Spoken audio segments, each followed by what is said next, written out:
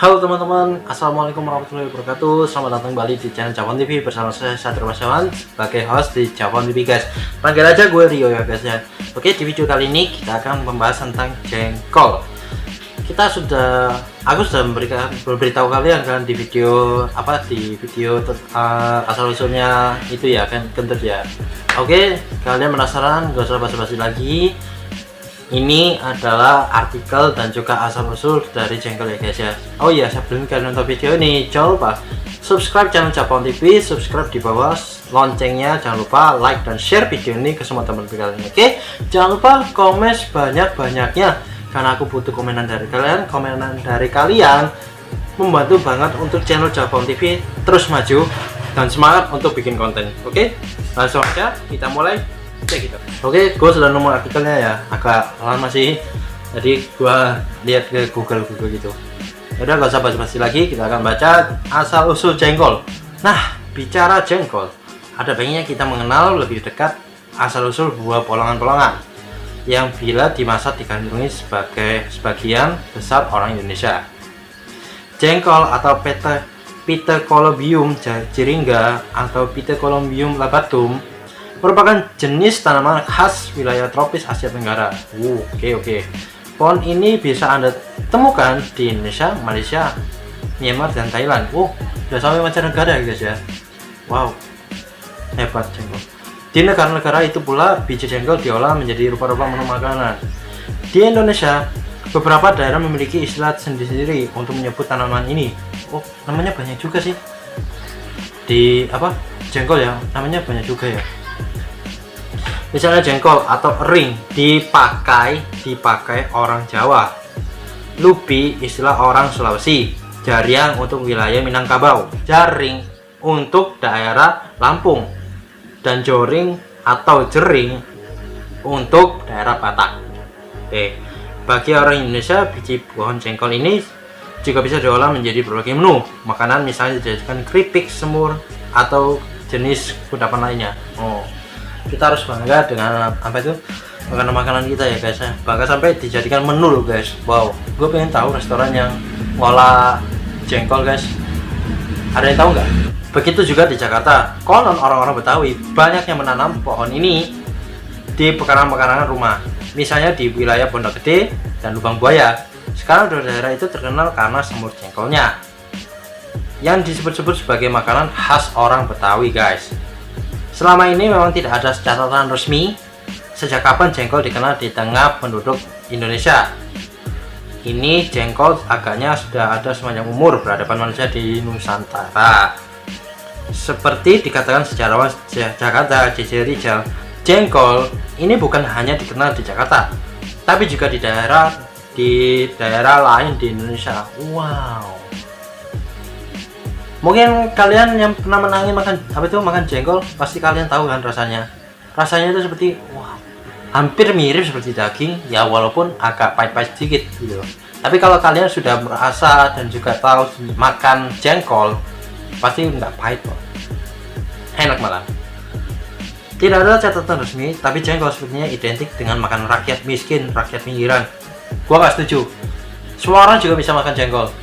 Rakyat menengah, rakyat tinggi, rakyat elit, rakyat jelata pun masih bisa makan jengkol. Katanya apa gak bisa makan jengkol? Apa makan jengkol itu khusus untuk hanya rakyat-rakyat pinggiran gitu, rakyat miskin? Enggak kan? Makanan ini kan baunya tidak sedap, dianggap makanan sampah. Dulu mungkin orang kota tidak terlalu peduli, tapi sekarang dunia banyak yang suka terangnya. Ya iyalah, jengkol kalau kalian tahu rasanya pasti enak.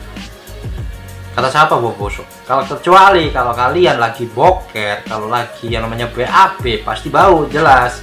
Tapi pada saat kalian makan, ada baunya gitu loh, malah lebih enak. Menurut ahli botani asal Inggris Isaac Henry Burkill, lewat buku catatan berjudul Dictionary of the Economic Products of the Malay Peninsula, jengkol selain dipakai sebagai lauk pauk juga dipakai untuk obat diare dalam dunia medis. Juga bisa ya. Bahan keramas rambut dan bahan penambah karbohidrat. Jengkol juga bisa dijadikan sampo. Kalau kalian pernah menangi sampo yang berbahan dasar jengkol, tolong komen di bawah ya guys ya. Di daerah mana, di kota mana, di negara mana gitu. Gue setahu gue jengkol cuma untuk makanan deh, gak sampai ke apa sampo-sampo gitu, gak sampai. Gue cuma tahunya jengkol itu untuk makanan gitu aja. Lanjut, dalam buku sejarah Keraton Yogyakarta cetakan 2009, penulis Ki Sabda Cara Katama mengutip buku babat Giyanti tulisan Yosodipuro. Dia menyebut pohon ering atau jengkol pernah digunakan sebagai patok cikal bakal calon kota Yogyakarta. Wow. Oleh Sultan Hamengkubuwono I usai perjanjian Giyanti. Namun demikian, makanan dari biji jengkol atau ering itu kurang populer bagi masyarakat Jawa. Jengkol lebih populer di kalangan masyarakat Betawi, Pasundan, dan Sumatera. Bagi orang Sumatera, jengkol cenderung dianggap sebagai makanan murahan. Semurah apa sih? 5.000 dapat. Penyebabnya, biji jengkol bisa menimbulkan bau tak sedap, pernapasan, dan sisa pencernaan. Pemakan jengkol sering menjadi korban ejekan dari sekelilingnya, tapi uniknya tetap banyak orang-orang yang makan jengkol. Ya itu yang gue bilang. Kalau kalian makan, ya kalian makan, itu kan nggak bau kan. Tapi pada saat kalian pencernaannya lagi boker atau lagi kentut atau lagi yang namanya itu ya buang hajat gitu, pasti bau. Pasti ini udah bukan fiktif lagi, ini bukan apa itu, bukan kasarnya mitos lagi, ini udah fakta. Di Sumatera, pohon jengkol tumbuh di lereng-lereng pegunungan Bukit Barisan, pekarangan dalam penduduk. Orang Sumatera belum terbiasa membudidayakan tanaman jengkol. Mereka umumnya memperoleh biji-biji jengkol mentah dari tanaman liar di sekitar hutan atau yang tumbuh secara tak sengaja di ladang-ladang. Oke.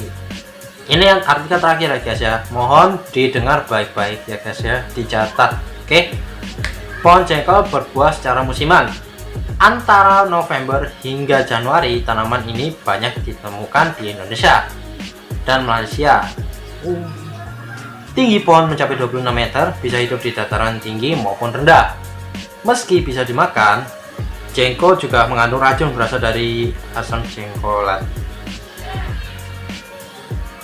Kasus keracunan jengkol di Indonesia pernah dilaporkan dokter penelitian Belanda, Van de Hiemen. Hiemen menulis buku yang menjadikan rujukan medis terbit pada 1933 yang berjudul On the Toxic Component of the Jengkol Bean. Dia menyebut pada zaman penjajahan Belanda dulu kasus keracunan jengkol banyak dialami orang Jawa. Oke. Namun demikian, dalam buku itu dia tidak mengungkap detail jumlah kasus. Dia lebih fokus pada penemuan asam jengkolat yang terkandung dalam jengkol dari penelitian di Jawa guys. Oke, jadi nama lain jengkol itu adalah guys, kalau kalian perlu tahu, jengkol atau nama lainnya adalah Pitecolombium syringa atau Pitecolombium labatum. Itu namanya, nama latinnya kasarannya. Oke. Ini perlu kalian ketahui, kita harus bangga dengan namanya produk-produk Indonesia. Ya seperti jengkol ini, jengkol dijadikan sebagai masakan menu restoran. Tadi dibaca artikel, kedengaran nggak? Dan juga paling uniknya lagi, jengkol dijadikan sebagai sampo. Unik bukan? Jengkol dijadikan sampo. Wow, kebayang nggak sih jengkol dijadikan sampo? Ya, gue nggak bisa bayangin gitu loh. Yaudah. Terima kasih kalian sudah nonton videonya sampai habis ya guys. Semoga ini bermanfaat bagi kalian. Semoga ini menambah wawasan kalian, pengetahuan kalian. Bahwasanya pengetahuan kalian itu nggak perlu kalian itu mencari yang hal-hal besar terlebih dahulu.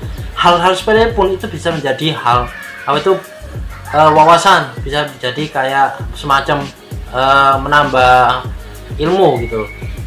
Walau kalian cuma kalian belajar di sekolahan kayak matematika, kayak bahasa Indonesia, kayak IPA, kayak paling kalian akan disuguhi, kalau IPA sih, kalau IPA disuguhi dengan namanya itu mata rantai, apa itu namanya, organ, bukan organ sih, kayak anatomi bunga, reproduksi. Ya ini kan ini yang paling disuka sama anak-anak laki-laki. Jangan tahu reproduksi, gua paling tahu itu. Ya intinya kayak gitu.